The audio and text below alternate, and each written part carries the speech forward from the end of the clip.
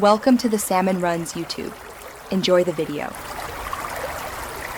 In this video, I will explain how to remote start your Ram 2500. First, locate the remote start button on your key fob, which typically looks like a circular arrow.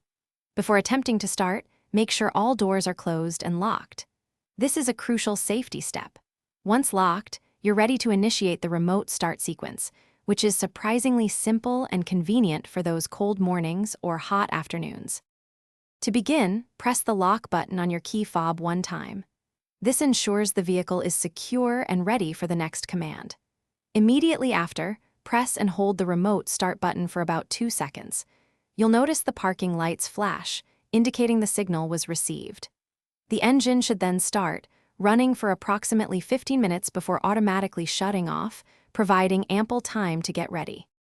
Keep in mind that the effective range for remote starting is usually around 300 feet, so proximity to your truck is important. The engine will run for a standard 15 minutes, then automatically shut down to conserve fuel and for safety. If you enter the vehicle and press the brake pedal before inserting the key or pressing the start button, the engine will turn off, requiring a manual restart. If your remote start isn't working, first check your key fob battery. A weak battery is a common culprit.